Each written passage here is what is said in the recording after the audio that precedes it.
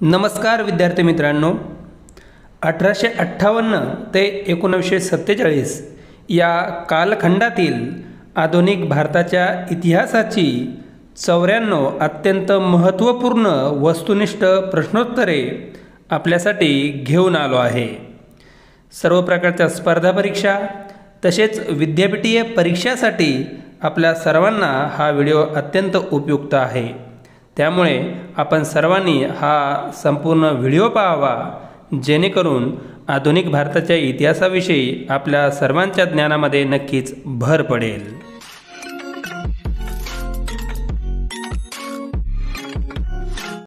या व्हिडिओचा हा पहिला प्रश्न आहे। भारताचा शेवटचा गव्हर्नर जनरल आणि पहिला व्हाईसराय कोण? पर्याय आहे Lord Canning, Lord Dalhousie, Lord Wellesley आणि लॉर्ड डफरीन, आणि याचे उत्तर आहे लॉर्ड कॅनिंग। 1856 ते 1857 असे 2 वर्ष हा लॉर्ड कॅनिंग भारताचा शेवटचा गव्हर्नर जनरल होता। त्याच्याच कार्यकाळामध्ये भारतामध्ये 1857चा उठाव घडून आला। 1858 मध्ये राणीचा जाहीरनामा प्रसिद्ध झाल्यानंतर भारताचे गव्हर्नर जनरल हे पद बदलून त्याचे नाव व्हाईसराय असे करण्यात आले, आणि त्या पदावर लॉर्ड कॅनिंग हाच सर्वप्रथम रुजू झालेला इंग्रज अधिकारी होता। त्यामुळे भारताचा शेवटचा गव्हर्नर जनरल आणि पहिला व्हाईसराय म्हणून लॉर्ड कॅनिंग यानेच काम पाहिलेलं आहे। पुढचा प्रश्न आहे, भारतामध्ये इंडियन सिव्हिल सर्व्हिस म्हणजेच ICS परीक्षा कोणी सुरू केली? पर्याय आहेत Lord Dufferin, Lord Canning, Macaulay आणि चार्ल्स वूड, आणि उत्तर आहे लॉर्ड कॅनिंग।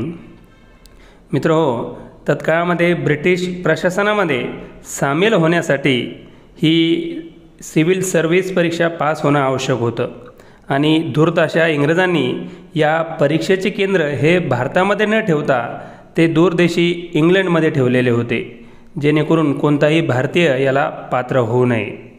मात्र पुढील काळात अनेक भारतीयांनी ही परीक्षा पास केली, आणि ही लॉर्ड कॅनिंगच्या कार्यकाळात ही परीक्षा भारतामध्ये सुरू झाली। पुढचा प्रश्न आहे, इंडियन सिव्हिल सर्व्हिस परीक्षा पास होणारे पहिले भारतीय कोण? पर्याय आहेत सुरेंद्रनाथ बॅनर्जी, सत्येंद्रनाथ टागोर, रवींद्रनाथ टागोर, सुभाषचंद्र बोस, आणि उत्तर आहे सत्येंद्रनाथ टागोर। 1862 मध्ये बंगालचे हे राष्ट्रवादी तरुण इंग्लंडमध्ये गेले, लंडनला गेले, आणि त्या ठिकाणी त्यांनी या परीक्षेची मोठी तयारी केली, आणि 1863 मध्ये ते ही परीक्षा पास होणारे पहिले भारतीय आहेत। पुढचा प्रश्न आहे, मुंबई, मद्रास, कलकत्ता येथे विद्यापीठाची स्थापना कधी झाली? पर्याय आहेत 1858, 1859, 1860 आणि 1857, आणि याचे उत्तर आहे 1857। 1854च्या उलच्या खलित्यानुसार त्यांनी केलेल्या शिफारशीनुसार लंडन विद्यापीठाच्या धर्तीवर 1857 मध्ये मुंबई, मद्रास, कलकत्ता या ठिकाणी विद्यापीठाची स्थापना करण्यात आली। म्हणजेच ही तीनही विद्यापीठे भारतातील सर्वात जुनी विद्यापीठे ठरतात। पुढचा प्रश्न आहे, लॉर्ड कॅनिंगच्या कार्यकाळात उच्च न्यायालयाची स्थापना कोठे झाली? पर्याय आहेत मुंबई, मद्रास, कलकत्ता आणि वरीलपैकी सर्व, आणि उत्तर आहे वरीलपैकी सर्व। मित्रहो, 1861 मध्ये इंडियन हायकोर्ट ॲक्ट पारित झाला, आणि या ॲक्टनुसार मुंबई, मद्रास, कलकत्ता या तीनही ठिकाणी उच्च न्यायालयाची स्थापना लॉर्ड कॅनिंगच्या कार्यकाळामध्ये करण्यात आली। पुढचा प्रश्न आहे, भारताचा पहिला भारतमंत्री कोण? पर्याय आहेत Lord Mountbatten, Lord John, Lord Stanley, Lord Morley, आणि उत्तर आहे लॉर्ड स्टॅनले। 1858च्या राणीच्या जाहीरनाम्यानंतर भारतामध्ये व्हाईसराय आणि भारतमंत्री ही 2 पदं निर्माण करण्यात आली, आणि त्या पदावर व्हाईसराय म्हणून लॉर्ड कॅनिंग तर भारतमंत्री म्हणून लॉर्ड स्टॅनले याची नेमणूक करण्यात आली। पुढचा प्रश्न आहे, अखिल भारतीय जनगणनेचा पहिला प्रयत्न कोणाच्या कार्यकाळात झाला? पर्याय आहेत Lord Mayo, Lord Northbrook, Lord Elgin, Lord Hardinge. आणि उत्तर आहे लॉर्ड मेयो. 1872मध्ये लॉर्ड मेयो या गव्हर्नरच्या काळामध्ये भारतामध्ये सर्वप्रथम जनगणना करण्याचा पहिला प्रयत्न हा झालेला आहे. पुढचा प्रयत्न. 1877 साली दिल्ली दरबार भरवून डॅश या राणीला कैसर ए हिंद ही उपाधी देण्यात आली. आणि पर्याय आहेत एलिझाबेथ प्रथम, एलिझाबेथ द्वितीय, कॅथरीन ब्रिगेंजा आणि राणी व्हिक्टोरिया. आणि याचे उत्तर आहे राणी व्हिक्टोरिया. लॉर्ड लिटन या व्हायसरायच्या काळामध्ये दिल्लीला 1877मध्ये दरबार भरून या राणी व्हिक्टोरियाला कैसर ए हिंद ही उपाधी देण्यात आली. पुढचा प्रश्न आहे 1878 साली व्हर्नाक्युलर प्रेस ॲक्ट कोणी पारित केला? पर्याय आहेत Lord Ripon, Lord Lytton, Lord Mayo, Lord Minto. आणि उत्तर आहे लॉर्ड लिटन. मित्रहो, व्हर्नाक्युलर प्रेस ॲक्ट हा भारतीय वृत्तपत्रावर बंदी घालणारा कायदा होता आणि तो ॲक्ट लॉर्ड लिटनने 1878 साली पारित केला आणि त्याद्वारे सर्व प्रकारच्या भारतीय न्यूजपेपरवर त्यांनी बंदी घातली. पुढचा प्रश्न आहे 1882 साली व्हर्नाक्युलर प्रेस ॲक्ट कोणी रद्द केला? पर्याय आहे Lord Ripon, Lord Lytton, Lord Mayo आणि लॉर्ड मिंटो. आणि उत्तर आहे लॉर्ड रिपन. लॉर्ड रिपन हा उदारमतवादी गव्हर्नर म्हणून ओळखला गेला आणि त्यानेच 1882 साली हा व्हर्नाक्युलर प्रेस ॲक्ट रद्द केला आणि भारतीय वृत्तपत्रावर लावलेली बंदी त्याने या कायद्याद्वारे उठवली. पुढचा प्रश्न आहे लॉर्ड रिपनने भारतात पहिला फॅक्टरी कायदा कधी पारित केला?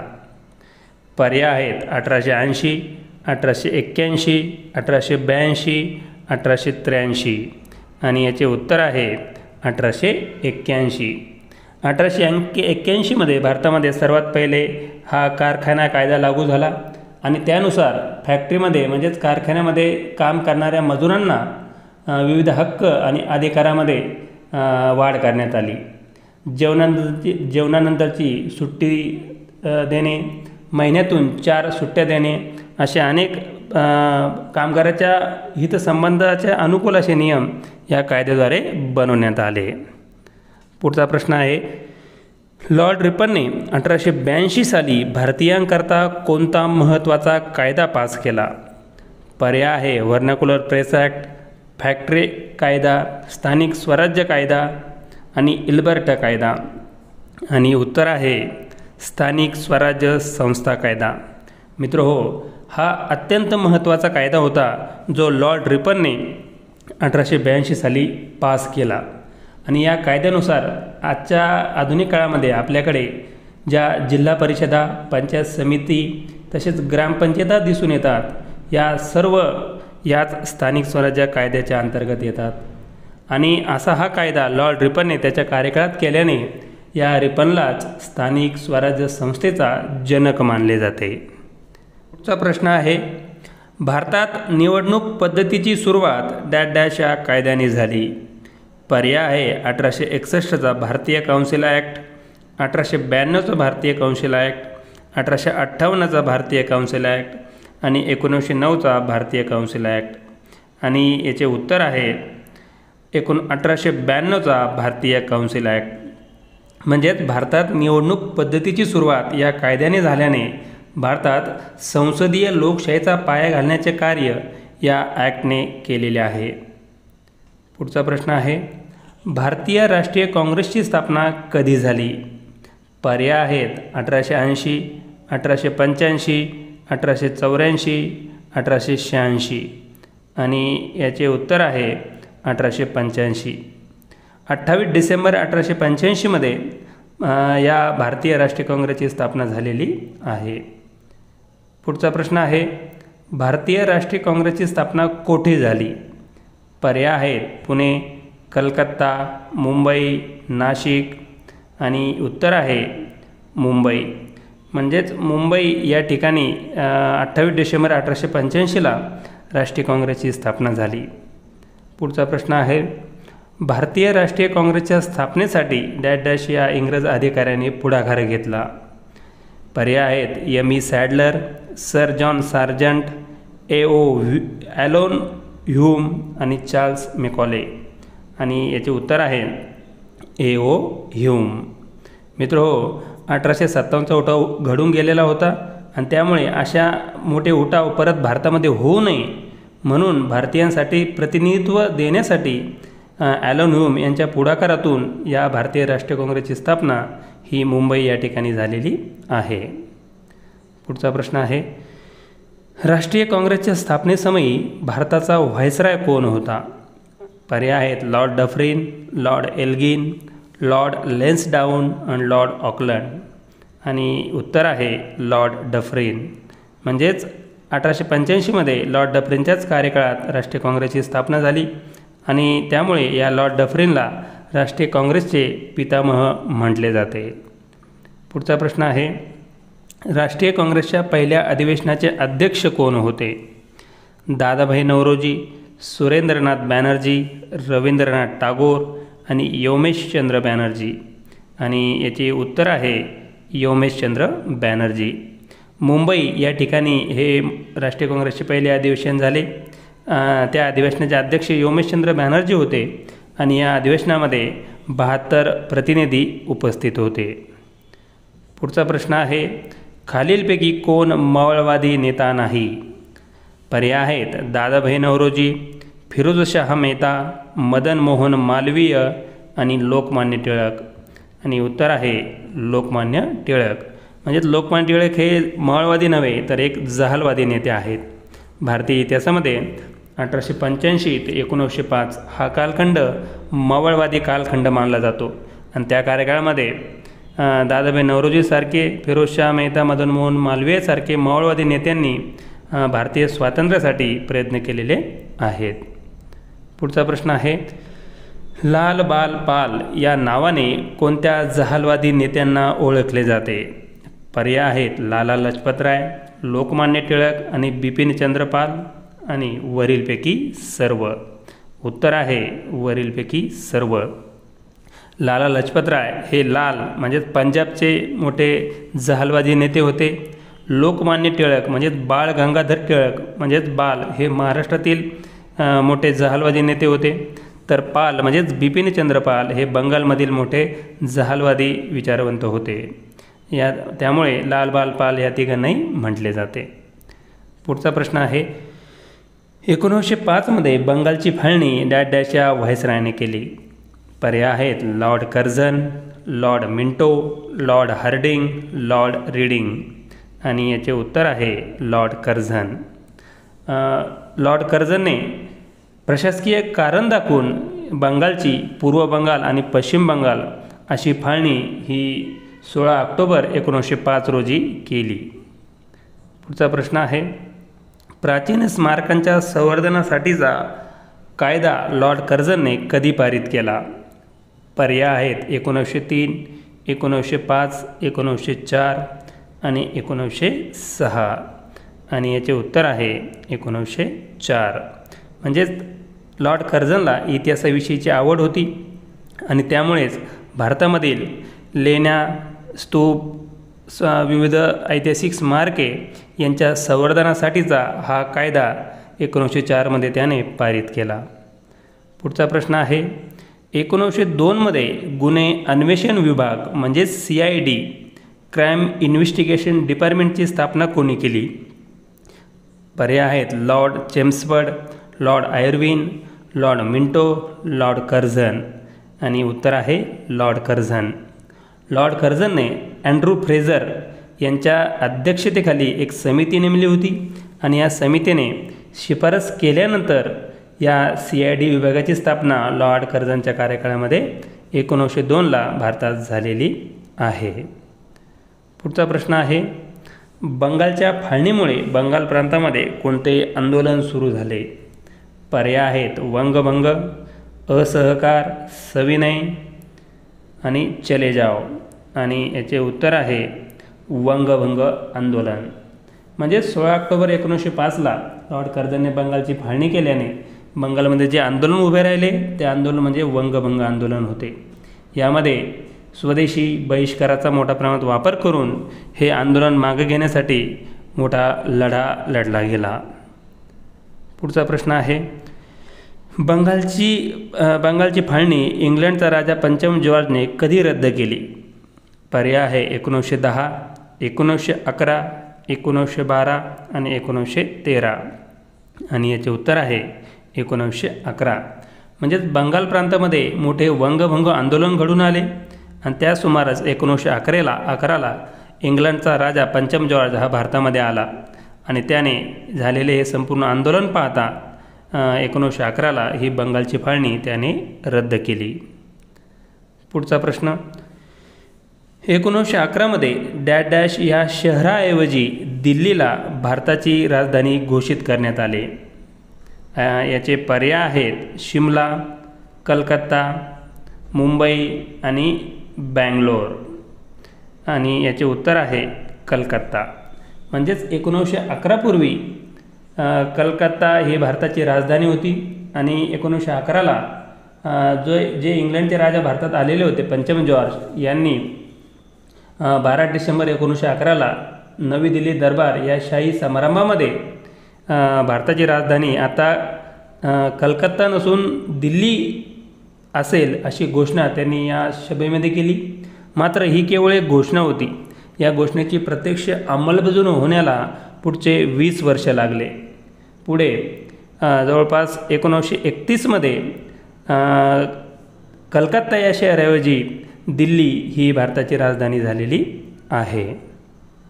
पुढचा प्रश्न आहे, 1907च्या कोणत्या अधिवेशनामध्ये काँग्रेसच्या जहाल मावळ गटामध्ये फूट पडली? पर्याय आहेत मद्रास, बनारस, सुरत आणि मुंबई. आणि याचे उत्तर आहे सुरत. सुरतच्या अधिवेशनामध्ये काँग्रेसचे हे जे 2 गट होते जहाल मावळ यांच्यामध्ये फूट पडली आणि या सुरत अधिवेशनाचे तेव्हाचे अध्यक्ष होते रासबिहारी घोष. पुढचा प्रश्न आहे, 1916च्या कोणत्या अधिवेशनात काँग्रेसचे जहाल मावळ गट परत एकत्र आले? याचे पर्याय आहेत लखनौ, कराची, लाहोर आणि अलाहाबाद. आणि उत्तर आहे लखनौ. 1916च्या लखनौ अधिवेशनात जहाल मावळ्यांची परत एकी झाली आणि दोन्ही गट परत एकत्र आलेले आहेत. तेव्हा या अधिवेशनाचे अध्यक्ष होते अंबिकाचरम मुजुमदार. प्रश्न कसाही येऊ शकतो, एखाद्या वेळेस त्या अधिवेशनाचे अध्यक्षसुद्धा विचारले जातात. म्हणून या लखनौ अधिवेशनाचे अध्यक्ष हे अंबिकाचरम मुजुमदार हे होते. पुढचा प्रश्न आहे, भारतात सर्वप्रथम होम रूल लीगची सुरुवात कोणी केली? पर्याय आहेत ॲनी बेझंट, लोकमान्य टिळक, मदन मोहन मालवीय, रवींद्रनाथ टागोर. आणि याचे उत्तर आहे लोकमान्य टिळक. होम रूल म्हणजे स्वराज्याची प्राप्ती होय. टिळकांनी 1915मध्ये बेळगाव येथे सर्वप्रथम होम रूल चळवळीची सुरुवात केली आणि पुढे 1916मध्ये ॲनी बेझंट यांनी मद्रासमधील अड्यार येथे ही होम रूल चळवळ चालवली. पुढचा प्रश्न आहे, आर्थिक निस्सरणाचा सिद्धांत कोणी मांडला? पर्याय आहेत गोपाळकृष्ण गोखले, दादाभाई नौरोजी, पंडित मदन मोहन मालवीय, वीर राघवाचार्य. आणि उत्तर आहे दादाभाई नौरोजी. दादाभाई नौरोजी हे भारताचे पितामह, आर्थिक राष्ट्रवादाचे प्रणेते म्हणून ओळखले जातात आणि त्यांनी ब्रिटिशांतर्फे भारताची जी आर्थिक स्वरूपाची लूट केली जात होती त्याविषयीचा आर्थिक निस्सरणाचा अतिशय सविस्तर असा सिद्धांत त्यांनी मांडला. त्यांच्यामध्ये मोहम्मद गझनीच्या 17 स्वाऱ्यामध्ये भारताची जेवढी लूट झालेली नव्हती त्यापेक्षा जास्त लूट ही ब्रिटिशांनी भारतातून केली आणि त्याचा संपूर्ण वृत्तांतच त्यांनी या आर्थिक निस्सरणाच्या सिद्धांतामध्ये मांडलेला आहे. पुढचा प्रश्न आहे, नाशिक येथे 1904मध्ये अभिनव भारत या क्रांतिकारी संघटनेची स्थापना कोणी केली? पर्याय आहेत विदा सावरकर, चाफेकर बंधू, भूपेंद्रनाथ दत्त, बारिंद्र कुमार घोष. आणि याचे उत्तर आहे विदा सावरकर. मित्रहो, ही अभिनव भारत संघटना ही भारतातली पहिली गुप्त क्रांतिकारी संघटना होती, ज्याचा पाया विनायक दामोदर सावरकर म्हणजेच स्वातंत्र्यवीर सावरकरांनी घातला. नाशिक हे त्यांचे मुख्यालय होते. पुढचा प्रश्न आहे, नाशिकचे कलेक्टर जॅक्सन यांची हत्या डॅश डॅश या क्रांतिकारकाने केली. पर्याय आहेत गणेश सावरकर, चाफेकर बंधू, अनंत कान्हेरे, खुदिराम बोस. आणि याचे उत्तर आहे अनंत कान्हेरे. स्वातंत्र्यवीर सावरकरांचे बंधू बाबाराव सावरकर यांना राष्ट्रद्रोहाची शिक्षा देणारे नाशिकचे कलेक्टर जॅक्सन यांची हत्या अनंत कान्हेरे यांनी 21 डिसेंबर 1909 रोजी केलेली आहे. पुढचा प्रश्न आहे, बंगालमध्ये अनुशीलन समितीची स्थापना कोणी केली? पर्याय आहेत बारिंद्र कुमार घोष, भूपेंद्रनाथ दत्त, अविनाश भट्टाचार्य, वरीलपैकी सर्व. आणि पर्याय उत्तर आहे वरीलपैकी सर्व. म्हणजे ज्याप्रमाणे महाराष्ट्रामध्ये क्रांतिकारी संघटना स्थापन झाल्या, त्याचप्रमाणे बंगालमध्ये सुद्धा तेथील स्थानिक क्रांतिकारकांनी मोठे क्रांतिकार्य केले. आणि हे तिघही बंगालमधील मोठे क्रांतिकारक होते. त्यांनी अनुशीलन समितीमार्फत बंगालमध्ये मोठे क्रांतिकार्य केले. पुढचा प्रश्न आहे, द फिलॉसॉफी ऑफ बॉम्ब या पुस्तकाचे लेखक कोण? सचिंद्रनाथ सान्याल, भगवतीचरण बोहरा, भगतसिंग आणि सुखदेव. आणि उत्तर आहे भगवतीचरण बोहरा. भगवतीचरण बोहरा हे तत्काळामध्ये भगतसिंग, चंद्रशेखर आझाद यांच्या सोबत राहणारे मोठे क्रांतिकारक होते आणि त्यांनीच द फिलॉसॉफी ऑफ बॉम्ब हे पुस्तक लिहिलेले आहे. पुढचा प्रश्न आहे, भारतीय क्रांतीची जननी म्हणून कोणाला ओळखले जाते?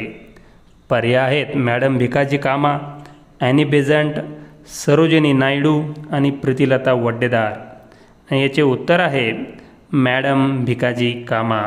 मूळ फ्रेंचच्या असलेल्या या मॅडम भिकाजी कामा यांनी भारतामध्ये मोठे क्रांतिकार्य केल्यामुळे त्यांना भारतीय क्रांतीची जननी मानले जाते. पुढचा प्रश्न आहे, मॅडम भिकाजी कामा यांनी परदेशामध्ये भारताचा तिरंगा झेंडा कोठे फडकवला? पर्याय आहेत लंडन, पॅरिस, जर्मनी आणि अमेरिका. आणि उत्तर आहे जर्मनी. मित्रहो, जर्मनीतील स्टुटगार्ड या ठिकाणी 22 ऑगस्ट 1907 रोजी भरलेल्या आंतरराष्ट्रीय समाजवादी परिषदेमध्ये भारताचा तिरंगा झेंडा मॅडम भिकाजी कामा यांनी फडकवला. या झेंड्यामध्ये हिरवा, पिवळा, लाल रंगाचे पट्टे होते. तसेच या झेंड्याच्या अत्यंत मध्यवर्ती भागामध्ये वंदे मातरम असे देवनागरी लिपीमध्ये लिहिलेले होते. आणि असा झेंडा फडकवून त्यांनी भारतीय स्वातंत्र्याची इच्छा त्या ठिकाणी प्रगट केलेली होती. पुढचा प्रश्न आहे, लंडन येथे 1905 मध्ये इंडिया हाऊसची स्थापना कोणी केली? विदा सावरकर, लाला हरदयाळ, अरविंद घोष आणि श्यामजी कृष्ण वर्मा. आणि याचे उत्तर आहे श्यामजी कृष्ण वर्मा. परदेशातील भारतीय स्वातंत्र्य क्रांतीचे जनक म्हणून श्यामजी कृष्ण वर्मा ओळखले जातात. आणि त्यांनी 1905 मध्ये लंडन येथे इंडिया हाऊसची स्थापना करून परदेशातसुद्धा भारतीय क्रांतिकार्य चालू ठेवले. भारतातून जे क्रांतिकारी लंडनमध्ये जात होते त्यांचे इंडिया हाऊस हे घरच होते. पुढचा प्रश्न आहे, श्यामजी कृष्ण वर्मा यांनी आपल्या कार्याच्या प्रसारासाठी डॅश डॅश हे पत्रक सुरू केले. पर्याय आहेत Indian sociologist, Indian politics, Indian economics, Indian civics. आणि याचे उत्तर आहे इंडियन सोशलॉजिस्ट. पुढचा प्रश्न आहे, मदनलाल धिंगरा यांनी लंडनमध्ये कोणत्या इंग्रज अधिकाऱ्यावर गोळ्या झाडल्या? पर्याय आहेत G A Kingsford, Curzon Wyllie, lord Hardinge, P G Hudson. आणि याचे उत्तर आहे कर्झन वायली. 1909 मध्ये लंडनमध्ये मदनलाल धिंगराने या कर्झन वायलीची हत्या केली. आणि त्या काळामध्ये भारतामध्ये क्रांतिकार्य सुरू होते, मात्र परदेशामध्ये जाऊन तेथील इंग्रज अधिकाऱ्यावर गोळ्या झाडणे हा खूप मोठा पराक्रम होता आणि त्यामुळे संपूर्ण इंग्लंड या घटनेमुळे हादरून गेले होते. परिणामी मदनलाल धिंगरांना त्यावेळी फासावर देण्यात आले. पुढचा प्रश्न आहे, लाला हरदयाळ यांनी 1913मध्ये अमेरिकेत डॅश डॅश या क्रांतिकारी पक्षाची स्थापना केली. पर्याय आहेत जहाल क्रांती, गदर, स्वराज्य आणि समाजवादी. आणि याचे उत्तर आहे गदर. गदर म्हणजे बंड, पण हे बंड कोणाविरोधात होते तर ते होते ब्रिटिश शासनाच्या विरोधामध्ये. आणि अशाच गदर पक्षाची स्थापना ही लाला हरदयाळ यांनी 1913मध्ये अमेरिकेतील सॅन फ्रान्सिस्को या ठिकाणी केली. पुढचा प्रश्न आहे, महात्मा गांधीजींनी सत्याग्रहाची चळवळ सर्वप्रथम कोठे राबवली? पर्याय आहेत खेडा, अहमदाबाद, चंपारण्य, अमृतसर. आणि याचे उत्तर आहे चंपारण्य. बिहार राज्यामधील चंपारण्य या ठिकाणी नीळ उत्पादक शेतकऱ्यांच्या अन्याय अत्याचाराला वाचा फोडणारा हा सत्याग्रह होता. आणि त्या सत्याग्रहामध्ये गांधीजींनी सहभाग घेतला आणि तेथील शेतकऱ्यांना त्यांनी न्याय मिळवून दिला. पुढचा प्रश्न आहे, गांधीजींना महात्मा ही उपाधी कोणी प्रदान केली? पर्याय आहेत सुभाषचंद्र बोस, रवींद्रनाथ टागोर, सत्येंद्रनाथ टागोर, गोपाळकृष्ण गोखले. आणि याचे उत्तर आहे रवींद्रनाथ टागोर. मित्रहो, 1917मध्ये गांधीजींनी बिहारमधील चंपारण्य या ठिकाणी जो मोठा सत्याग्रह घडवून आणला आणि तो पहिलाच सत्याग्रह असूनही तो त्यांनी यशस्वी करून दाखवला. यामुळे प्रभावित होऊन रवींद्रनाथ टागोरांनी गांधीजींना महात्मा अशी उपाधी प्रदान केली. पुढचा प्रश्न आहे, प्रांतामध्ये दुहेरी शासन पद्धतीची सुरुवात डॅश डॅश या कायद्याद्वारे झाली. पर्याय आहे 1892चा भारतीय काउन्सिल ॲक्ट, 1909चा मॉर्लेमेंटो कायदा, 1935चा भारत सरकारचा कायदा, 1919चा मॉन्टेग्यू चेम्सफोर्ड कायदा. आणि याचे उत्तर आहे 1919चा मॉन्टेग्यू चेम्सफोर्ड कायदा. पुढचा प्रश्न आहे, 13 एप्रिल 1919 रोजी जालियनवाला बाग हत्याकांड डॅश डॅश या शहरात घडले. आणि पर्याय आहेत अमृतसर, जालंधर, लुधियाना, भटिंडा. आणि याचे उत्तर आहे अमृतसर. पंजाबचे लोकप्रिय नेते डॉक्टर सैफुद्दीन अली किचलू आणि डॉक्टर सत्यपाल यांच्या अटकेचा निषेध म्हणून 13 एप्रिल 1919ला या अमृतसरमधील जालियनवाला बागेत मोठ्या सभेचे आयोजन करण्यात आलेले होते. आणि त्यामुळे मोठा जनसमुदाय या बागेमध्ये जमला होता. मात्र या जनसमुदायाला कोणतीही पूर्वसूचना न देता तत्कालीन पोलीस जनरल डायर याने या जमावावर बेछूट गोळीबार केला आणि त्यामध्ये हजारो जणांचा प्राण गेला. असे हत्याकांड अमृतसर शहरामध्ये घडले. पुढचा प्रश्न आहे, जालियनवाला बाग हत्याकांडाच्या चौकशीसाठी सरकारने कोणती समिती नेमली? पर्याय आहेत Simon commission, Sadler commission, sergeant commission, Hunter commission. आणि याचे उत्तर आहे हंटर कमिशन. म्हणजेच ब्रिटिश शासनाने मोठा विरोध झाल्यामुळे या हत्येच्या चौकशीसाठी हंटर कमिशनाची नेमणूक केली. पुढचा प्रश्न आहे, जालियनवाला बाग हत्याकांडाला जबाबदार पंजाब प्रांताचा लेफ्टनंट गव्हर्नर मायकल ओडवायरची हत्या कोणी केली? पर्याय आहे सरदार उधमसिंग, भगतसिंग, सुखदेव, राजगुरू. आणि याचे योग्य उत्तर आहे सरदार उधमसिंग.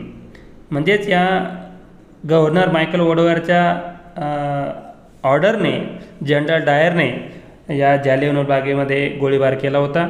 म्हणून या जालियनवाला बागेचा बदला म्हणून पुढे 1940मध्ये सरदार उधमसिंग हे लंडनला गेले आणि त्या ठिकाणी त्यांनी मायकल ओडवायरची हत्या केलेली आहे. पुढचा प्रश्न आहे, जालियनवाला बाग हत्याकांडाचा निषेध म्हणून गांधीजींनी कोणत्या पदवीचा त्याग केला? पर्याय आहेत महात्मा, राष्ट्रपिता, कैसर ए हिंद आणि सर. आणि याचे योग्य उत्तर आहे कैसर ए हिंद. महात्मा गांधीजींनी दक्षिण आफ्रिकेमध्ये जे मोठे कार्य केले होते त्या बदल्यामध्ये त्यांना कैसरे हिंद ही उपाधी मिळालेली होती आणि त्याच उपाधीचा त्यांनी या हत्याकांडाचा निषेध म्हणून त्याग केला. पुढचा प्रश्न आहे, गांधीजींनी असहकार आंदोलनाची सुरुवात कधी केली? पर्याय आहे 1921, 1920, 1922, 1923 आणि याचे उत्तर आहे 1920. म्हणजेच 1919मध्ये ज्या अनेक घडामोडी भारतात घडल्या त्यामध्ये जालियनवाला बाग हत्याकांड आहे, रौलट ॲक्ट आहे, ब्रिटिशांच्या अन्याय अत्याचार आहे. यामुळे गांधीजींनी आता भारतीय स्वातंत्र्यामध्ये सक्रिय सहभाग घेतला आणि त्यांनी जे पहिले आंदोलन सुरू केले 1920ला ते होते असहकार आंदोलन. पुढचा प्रश्न आहे, गांधीजींनी कोणत्या घटनेमुळे 1922मध्ये असहकार आंदोलन स्थगित केले? पर्याय आहेत नागपूर हत्याकांड, मोपला बंड, चौरी चौरा हत्याकांड आणि रौलट कायदा आणि याचे उत्तर आहे चौरी चौरा हत्याकांड. असहकार आंदोलन हे अगदी भरात आले असताना 5 फेब्रुवारी 1922मध्ये उत्तर प्रदेशातील चौरी चौरा या ठिकाणी आंदोलनकर्त्याकडून तेथील पोलीस चौकाला आग लावण्यात आली आणि त्या आगीमध्ये जवळपास 21 पोलीस हे मृत्युमुखी पडले. आणि हे जेव्हा गांधीजींना कळाले तेव्हा अहिंसाचे पुजारी असणारे गांधीजींनी अतिशय अस्वस्थ होऊन हे असहकार आंदोलन मागे घेतले. पुढचा प्रश्न आहे, मोतीलाल नेहरू आणि चित्तरंजन दास यांनी 1923मध्ये डॅश डॅश येथे स्वराज्य पार्टीची स्थापना केली. पर्याय आहे अलाहाबाद, कानपूर, लखनौ आणि वाराणसी आणि याचे उत्तर आहे अलाहाबाद. 1922ला असहकार आंदोलन गांधीजींनी मागे घेतल्यामुळे भारतीय राजकारणामध्ये एक पोकळी निर्माण झालेली होती आणि ती पोकळीच भरून काढण्यासाठी मोतीलाल नेहरू आणि CR दास यांनी अलाहाबाद येथे 1923ला या स्वराज्य पार्टीची स्थापना केली. पुढचा प्रश्न आहे, राष्ट्रीय काँग्रेसची पहिली भारतीय महिला अध्यक्ष कोण? पर्याय आहेत ॲनी बेझंट, सुचेता कृपलानी, कस्तुरबा गांधी, सरोजिनी नायडू आणि याचे उत्तर आहे सरोजिनी नायडू.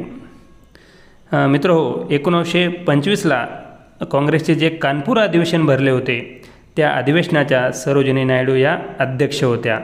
त्या पहिल्या भारतीय अध्यक्ष ठरतात. तर ॲनी बेझंट या पहिल्या आयरिश महिला अध्यक्ष होत्या ज्या 1917च्या कलकत्ता येथील अध्यक्ष होत्या, कलकत्ता अधिवेशनाच्या अध्यक्ष होत्या. मात्र पहिल्या भारतीय अध्यक्ष या सरोजिनी नायडू ठरतात. पुढचा प्रश्न आहे, महात्मा गांधी काँग्रेसच्या कोणत्या अधिवेशनाचे अध्यक्ष होते? फैजपूर, त्रिपुरा, बेळगाव आणि पुणे आणि याचे उत्तर आहे बेळगाव. 1924ला भारतीय राष्ट्रीय काँग्रेसचे बेळगाव येथे अधिवेशन भरले होते. त्या अधिवेशनाचे महात्मा गांधी हे अध्यक्ष होते. पुढचा प्रश्न आहे, 1926मध्ये भारत नौजवान सभेची स्थापना कोणी केली? पर्याय आहेत चंद्रशेखर आझाद, भगवती बोहरा, भगतसिंग आणि राजगुरू आणि याचे उत्तर आहे भगतसिंग. भगतसिंग हे सर्व युवकांचे प्रेरणास्थान आहेत. त्यांनी भारतीय स्वातंत्र्यासाठी त्या काळामध्ये मोठे क्रांतिकार्य केलेले आहेत आणि त्यांनीच तत्कालीन युवकांसाठी 1926मध्ये ही भारत नौजवान सभा स्थापन केली. पुढचा प्रश्न आहे, भगतसिंग आणि बटुकेश्वर दत्त यांनी डॅश डॅश या केंद्रीय विधानसभेमध्ये बॉम्ब फेकले. पर्याय आहेत कराची, पंजाब, वाराणसी आणि लाहोर आणि उत्तर आहे लाहोर. लाहोरच्या असेंब्लीमध्ये विधानसभेमध्ये भगतसिंग आणि बटुकेश्वर दत्त यांनी 8 एप्रिल 1929मध्ये बॉम्ब फेकले. मात्र यामध्ये कोणतीही जीवितहानी झाली नाही. त्यांनी जे बॉम्ब फेकले ते रिकाम्या जागेमध्ये फेकले आणि या घटनेमागे त्यांचा उद्देश होता की हे ब्रिटिश सरकार बहिरे झाले आहे आणि त्यांना जागे करून देण्यासाठी असे धमाके करणे आवश्यक आहे आणि त्यामुळे त्यांनी कोणतीही जीवितहानी न करता हे बॉम्ब या लाहोरच्या असेंब्लीमध्ये फेकले. पुढचा प्रश्न आहे, खालीलपैकी कोणती घटना ही इंग्रजाविरुद्ध झालेल्या कटाचा भाग नाही? पर्याय आहे Kakori cut, Lahore cut, Chittagong cut आणि ढाका कट. आणि याचे उत्तर आहे ढाका कट. म्हणजेच Kakori cut, Lahore cut, Chittagong cut हे तीनही कट ब्रिटिशाविरोधात झालेले आहे. काकोरी कट हा 1925ला झाला, ज्या अंतर्गत उत्तर प्रदेशातील काकोरी रेल्वे स्थानकावर रेल्वे लुटून त्यातून ब्रिटिशांचा खजिना लुटण्यात आला. दुसरा लाहोर कट जो लाहोरच्या असेंब्लीमध्ये भगतसिंग, बटू दत्तांनी बॉम्ब फेकले. आणि तिसरा आहे चितगाव कट, सुरेसेन यांच्या अध्यक्षतेखाली हा चितगाव कट लढला गेला. त्यामुळे हे तीनही कट इंग्रजाविरुद्ध झालेले आहेत, तर ढाका कट हा त्याचा भाग नाही. पुढचा प्रश्न आहे, सायमन कमिशनला विरोध करताना झालेल्या लाठी हल्ल्यात डॅश डॅश या नेत्याचा मृत्यू झाला. पर्याय आहेत अरविंद घोष, लाला लजपत राय, मोतीलाल नेहरू आणि CR दास. आणि याचे उत्तर आहे लाला लजपत राय. 1928मध्ये हे सायमन कमिशन भारतामध्ये आलेले होते. मात्र भारताचे भवितव्य ठरवणाऱ्या या सायमन कमिशनमध्ये एकही भारतीय सभासद नव्हता आणि त्यामध्ये केवळ वसाहती अंतर्गत स्वराज्य देण्याची भाषा केली जात होती. म्हणून या सायमन कमिशनला मोठा विरोध झाला. सायमन गो बॅक अशा घोषणा त्या काळात भारतात पुकारल्या गेल्या आणि त्यामुळे या सायमन कमिशनला विरोध करताना जो लाठीहल्ला झाला त्यात लाला लजपत राय म्हणजे हे पंजाबचे शेर त्यामध्ये मृत्युमुखी पडले. पुढचा प्रश्न आहे, लाला लजपत रायांच्या मृत्यूला जबाबदार डॅश डॅश या पोलीस अधीक्षकाची हत्या भगतसिंग व त्यांचे सहकारी क्रांतिकारकांनी केली. पर्याय आहे आयस्टर, सँडर्स, सार्जंट आणि जॅक्सन. आणि याचे उत्तर आहे सँडर्स या पोलिसाकडूनच झालेल्या लाठी हल्ल्यात लाला लजपत रायांची मृत्यू झाला होता आणि त्यामुळे त्याचा बदला म्हणून भगतसिंग आणि त्यांच्या सहकाऱ्यांनी 17 डिसेंबर 1928मध्ये या सँडर्सची गोळ्या झाडून हत्या केली. पुढचा प्रश्न आहे, भगतसिंग, सुखदेव, राजगुरू यांना फाशी कधी देण्यात आली? पर्याय आहे 20 मार्च 1931, 23 मार्च 1931, 23 मार्च 1930, 23 मार्च 1932. आणि याचे उत्तर आहे 23 मार्च 1931. म्हणजे 23 मार्च 1931 हा या सुखदेव, भगतसिंग, राजगुरू यांचा शहीद दिन आहे. देशासाठी हे तीनही क्रांतिकारक त्या काळामध्ये शहीद झाले. पुढचा प्रश्न आहे, 1929च्या काँग्रेसच्या डॅश डॅश या अधिवेशनात संपूर्ण स्वराज्याचा ठराव पारित करण्यात आला. पर्याय आहेत लाहोर, कराची, लखनौ आणि फैजपूर. आणि याचे उत्तर आहे लाहोर. 1929च्या याच लाहोरच्या अधिवेशनामध्ये संपूर्ण स्वराज्याचा ठराव पारित झाला आणि याच अधिवेशनामध्ये 26 जानेवारी 1930 हा दिवस स्वातंत्र्य दिन म्हणून साजरा करावा असे ठरले. पुढचा प्रश्न आहे, 1929च्या काँग्रेसच्या लाहोर अधिवेशनाचे अध्यक्ष कोण होते? मोतीलाल नेहरू, जवाहरलाल नेहरू, वल्लभभाई पटेल आणि सरोजिनी नायडू. आणि याचे उत्तर आहे जवाहरलाल नेहरू. म्हणजेच संपूर्ण स्वराज्याचा ठराव मांडलेल्या या अधिवेशनाचे अध्यक्ष हे पंडित जवाहरलाल नेहरू हे होते. पुढचा प्रश्न आहे, गांधीजींनी सविनय कायदेभंग चळवळ कधी सुरू केली? पर्याय आहे 1929, 1930, 1931, 1932. आणि याचे उत्तर आहे 1930. म्हणजेच असहकार आंदोलनानंतर गांधीजींनी सुरू केलेले हे सविनय कायदेभंग हे दुसरे आंदोलन होते, ज्याची सुरुवात हे 1930ला भारतात झालेली आहे. पुढचा प्रश्न आहे, सविनय कायदेभंग अंतर्गत मिठाचा सत्याग्रह कोठे करण्यात आला? आणि पर्याय आहेत दांडी, सुरत, मुंबई आणि ठाणे. आणि याचे उत्तर आहे दांडी. म्हणजेच या दांडी येथे केलेल्या मिठाच्या सत्याग्रहानेच या सविनय कायदेभंगाची सुरुवात झालेली आहे. गांधीजींनी 12 मार्च 1930 या दिवशी साबरमती आश्रमापासून या दांडी यात्रेला सुरुवात केली आणि 6 एप्रिल 1930ला ते या दांडी या ठिकाणी पोहोचले आणि आपल्या 78 अन्वयांसह त्यांनी दांडी या ठिकाणी पोहोचून त्यांनी मिठाचा कायदा मोडला आणि त्यांनी संपूर्ण भारतभरामध्ये सविनय कायदेभंग चळवळीची सुरुवात केली. पुढचा प्रश्न आहे, धारासणा येथील मिठाच्या सत्याग्रहाचे नेतृत्व कोणी केले? पर्याय आहेत पंडित नेहरू, मोतीलाल नेहरू, सरोजिनी नायडू आणि महात्मा गांधी. आणि याचे उत्तर आहे सरोजिनी नायडू.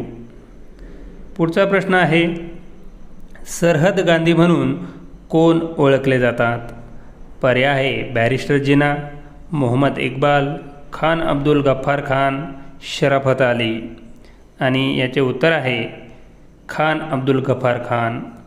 वायव्य सरहद प्रांतामधील एक भारतीय क्रांतिकारक म्हणून खान अब्दुल गफ्फार खान ओळखले जात होते आणि त्यांचा महात्मा गांधीजींच्या सत्य आणि अहिंसेवर मोठा विश्वास होता आणि त्यामुळेच गांधीजींच्या विचारावर त्यांनी कार्य केल्याने सरहद गांधी म्हणून ते ओळखले गेले.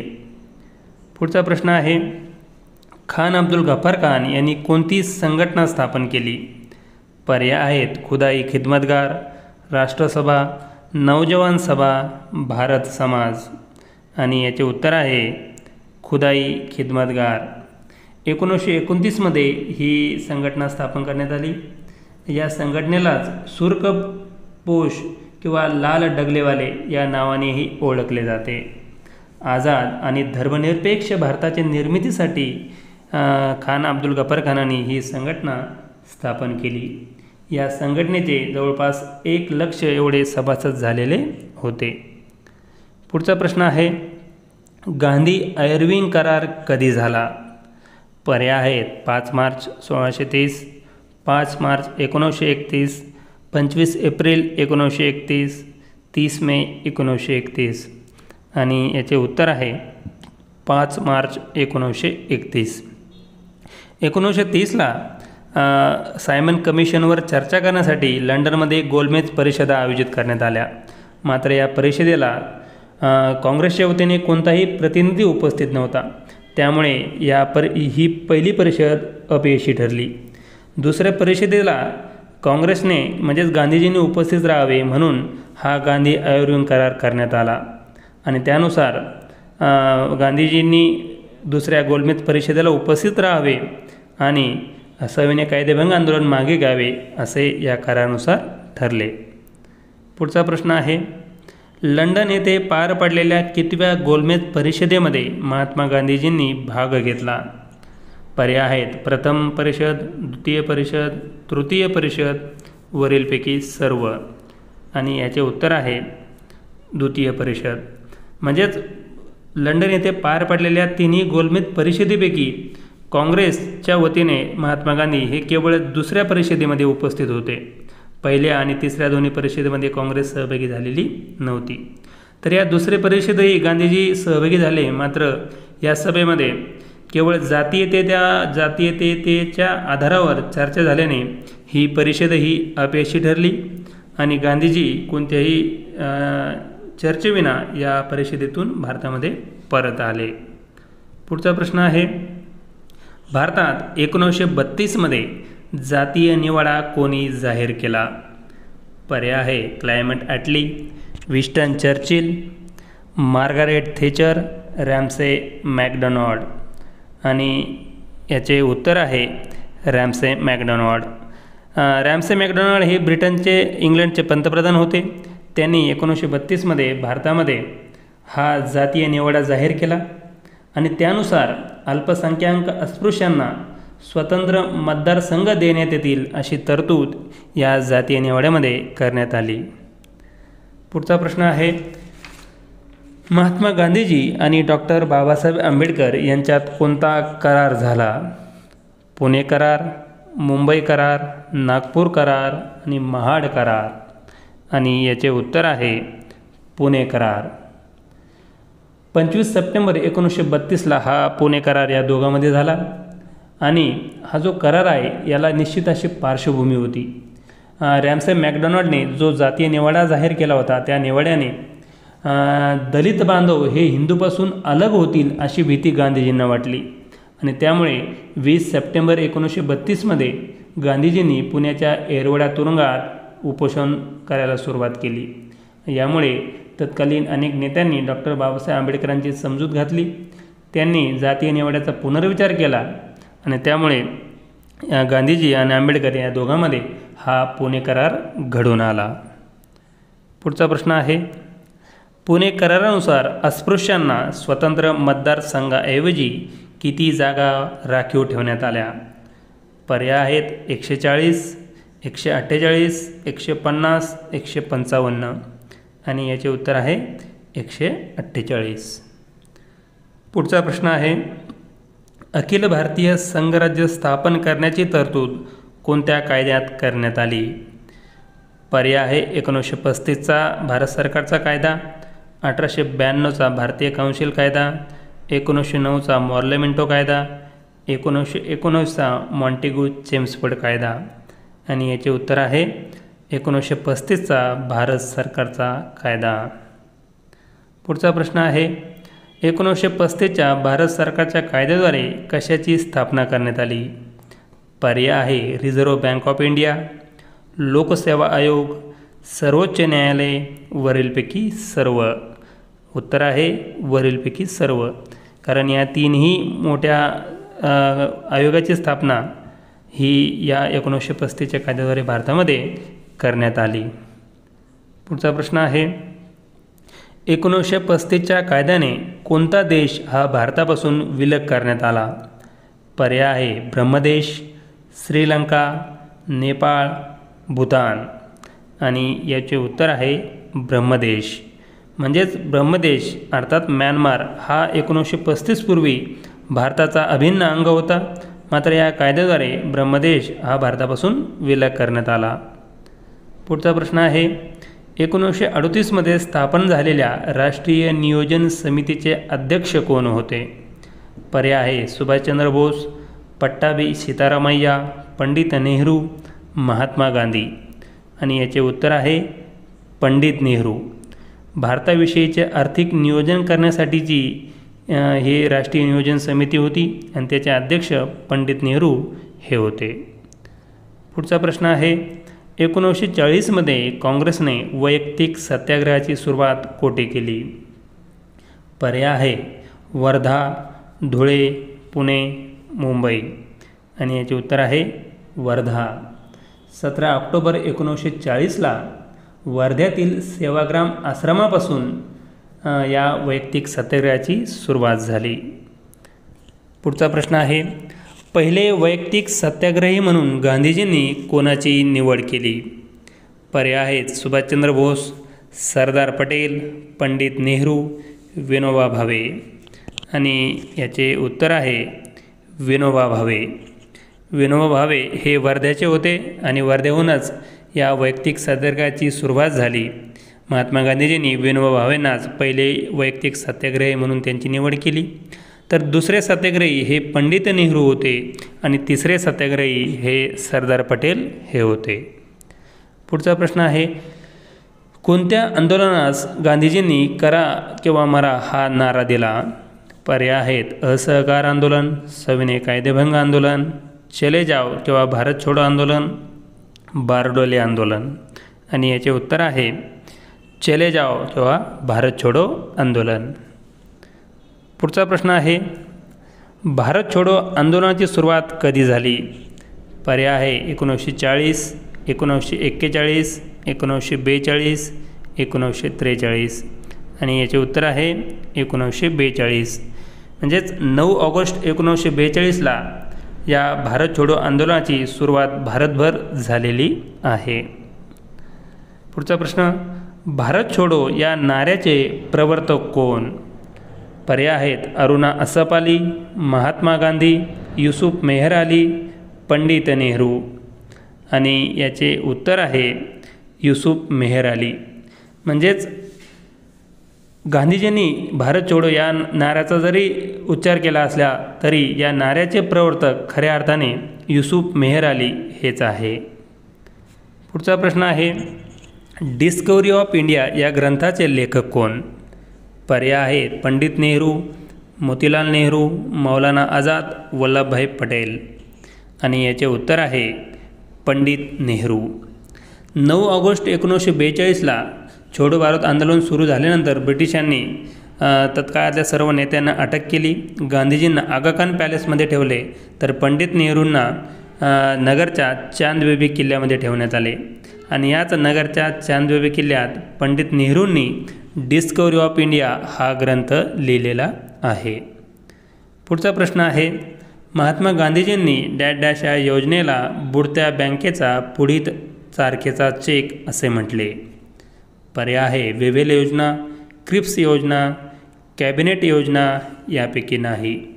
आणि याचे उत्तर आहे क्रिप्स योजना. 1942मध्ये भारतीय घटनात्मक विचारासाठी ही क्रिप्स योजना भारतामध्ये आलेली होती. सर स्टॅफर्ड क्रिप्स हे या योजनेचे अध्यक्ष होते. मात्र या योजनेमध्ये भारतासाठी स्वतंत्र भारतासाठी कोणतीही योजना नव्हती. भारताला स्वातंत्र्य देण्यात येईल अशी कोणताही उल्लेख नव्हता. म्हणून या योजनेला विरोध झाला आणि गांधीजींनी या योजनेला बुडत्या बँकेचा पुढील तारखेचा चेक असे म्हटले. पुढचा प्रश्न आहे, 1942मध्ये सिंगापूर येथे आझाद हिंद सेनेची स्थापना कोणी केली? पर्याय आहे सुभाषचंद्र बोस, मोहन सिंग, रासबिहारी घोष, रासबिहारी बोस. आणि उत्तर आहे रासबिहारी बोस. पुढचा प्रश्न आहे, 1943मध्ये सिंगापूर येथे कोणी स्वतंत्र भारताच्या अस्थायी सरकारची म्हणजेच आझाद हिंद सरकारची स्थापना कोणी केली? आणि पर्याय आहेत सुभाषचंद्र बोस, मोहन सिंग, रासबिहारी बोस आणि रासबिहारी बोस. आणि याचे उत्तर आहे सुभाषचंद्र बोस. म्हणजे आझाद हिंद सेनेची स्थापना रासबिहारी बोसांनी केली तर आझाद हिंद सरकारची स्थापना ही मात्र सुभाषचंद्र बोस यांनी केलेली आहे. आणि रंगून हे या सेनेचे मुख्यालय होते. आणि या आझाद हिंद सरकारला तत्काळामध्ये जपान, कॅनडा सरकारची सुद्धा मान्यता मिळालेली होती. म्हणजे भारताला स्वातंत्र्य मिळवून देण्यासाठी सुभाषचंद्र बोसांनी आपल्या या सेनेमार्फत आणि या सरकारामार्फत मोठे प्रयत्न केलेले आहे. पुढचा प्रश्न आहे, कॅबिनेट मिशन म्हणजेच त्रिमंत्री योजना याचे सदस्य कोण होते?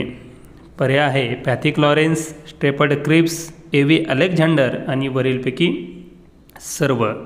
आणि याचे उत्तर आहे वरीलपैकी सर्व.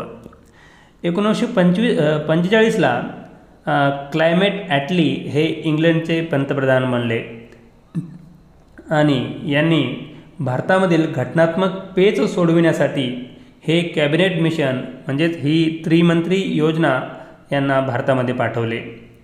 आणि त्यांनी भारतातील तत्कालीन मोठ्या नेत्यांशी चर्चा करून येथील घटनात्मक परिस्थितीविषयी त्यांनी चर्चा केलेली आहे. पुढचा प्रश्न आहे, 1906मध्ये मुस्लिम लीगची स्थापना कुठे करण्यात आली? पर्याय आहे कलकत्ता, नेपाळ, म्यानमार, ढाका. आणि याचे उत्तर आहे ढाका. म्हणजेच आजच्या बंगालमधील ढाका या ठिकाणी मुस्लिम समुदायाच्या हितसंबंधाची जपवणूक करण्यासाठी आगा खान आणि सलीमुल्लाह यांनी या मुस्लिम लीगची स्थापना ढाका या ठिकाणी केलेली आहे. पुढचा प्रश्न आहे, पाकिस्तान या शब्दाचा वापर सर्वप्रथम कोणी केला? पर्याय आहे आगा खान, बॅरिस्टर जिना, मोहम्मद इक्बाल, रहमत अली चौधरी. आणि याचे उत्तर आहे रहमत अली चौधरी. केम्ब्रिज विद्यापीठाचे विद्यार्थी असलेले रहमत अली चौधरी हे पाकिस्तानी राष्ट्रवादी नेते होते आणि यांनी नाऊ और नेव्हर या ग्रंथामध्ये त्यांनी पाकिस्तान या शब्दाचा सर्वप्रथम वापर केलेला आहे. पुढचा प्रश्न आहे, मुस्लिम लीगने प्रत्यक्ष कृती दिन कधी पाळला? पर्याय आहे 16 ऑगस्ट 1646, 16 सप्टेंबर 1646, 14 ऑगस्ट 1646, 13 जुलै 1646 आणि याचे उत्तर आहे 16 ऑगस्ट 1646. कॅबिनेट मिशनने घेतलेल्या घटना समितीच्या निवडणुकामध्ये 211 जागा या काँग्रेसला मिळाल्या, तर 73 जागा या मुस्लिम लीगला मिळाल्या.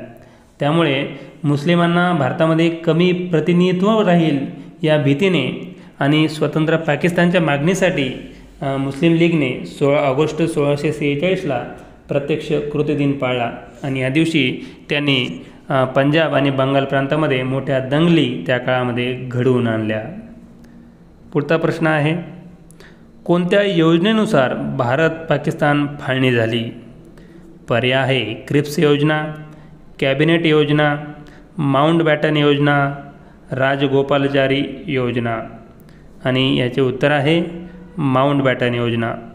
लॉर्ड माउंटबॅटन हा भारताचा तत्कालीन व्हायसराय होता आणि त्याच्याच अध्यक्षतेखाली ही माउंटबॅटन योजना 3 जून 1947 रोजी तयार झाली, ज्यामध्ये भारत पाकिस्तान फाळणीचा उल्लेख होता. पुढचा प्रश्न आहे, घटना समितीचे स्थायी अध्यक्ष म्हणून कोणाची निवड झाली? पर्याय आहेत गोविंद वल्लभ पंत, डॉक्टर राजेंद्र प्रसाद, सच्चिदानंद सिन्हा आणि डॉक्टर बाबासाहेब आंबेडकर आणि याचे उत्तर आहे डॉक्टर राजेंद्र प्रसाद. मित्रहो, 9 डिसेंबर 1946ला घटना समितीची पहिली बैठक पार पडली आणि या बैठकीत डॉक्टर सच्चिदानंद सिन्हा यांची अस्थायी अध्यक्ष म्हणून निवड करण्यात आली. मात्र पुढे 2 दिवसांनी 11 डिसेंबर 1946ला डॉक्टर राजेंद्र प्रसाद यांची घटना समितीचे स्थायी अध्यक्ष म्हणून निवड करण्यात आली. पुढचा प्रश्न आहे, भारतीय स्वातंत्र्याचा कायदा कधी पारित झाला? पर्याय आहे 4 जुलै 1947, 20 जुलै 1947, 18 जुलै 1947, 15 जुलै 1947 आणि याचे उत्तर आहे 18 जुलै 1947. माउंटबॅटन योजनेवर आधारित भारतीय स्वातंत्र्याचा कायदा 4 जुलै 1947ला ब्रिटिश संसदेमध्ये मांडण्यात आला आणि 18 जुलै 1947ला या कायद्याला मान्यता देण्यात आली आणि या कायद्यानुसारच 14 ऑगस्टला पाकिस्तान तर 15 ऑगस्टला भारत स्वतंत्र झाला. पुढचा प्रश्न आहे, स्वतंत्र भारताचे पहिले पंतप्रधान कोण आहे? पर्याय आहेत Pandit Nehru, Vallabhbhai Patel, C Rajagopalachari, Lord Mountbatten आणि याचे उत्तर आहे पंडित नेहरू. पुढचा प्रश्न आहे, स्वतंत्र भारताचे पहिले गव्हर्नर जनरल कोण? पर्याय आहेत Pandit Nehru, Vallabhbhai Patel, C Rajagopalachari, Lord Mountbatten आणि याचे उत्तर आहे लॉर्ड माउंटबॅटन. म्हणजे भारत स्वतंत्र झाला असला तरी भारतामध्ये गव्हर्नर जनरल पद हे होतं आणि या पदावर नियुक्त झालेली पहिली व्यक्ती म्हणजेच लॉर्ड माउंटबॅटन होय. पुढचा प्रश्न आहे, स्वतंत्र भारताचे पहिले आणि शेवटचे भारतीय गव्हर्नर जनरल कोण? पर्याय आहेत पंडित नेहरू, वल्लभभाई पटेल, सी राजगोपालाचारी आणि लॉर्ड माउंटबॅटन आणि उत्तर आहे सी राजगोपालाचारी. म्हणजेच लॉर्ड माउंटबॅटन नंतर जे शेवटचे भारताचे गव्हर्नर जनरल झाले ते होते सी राजगोपालाचारी आणि 1950पर्यंत ते या पदावर कार्यरत होते.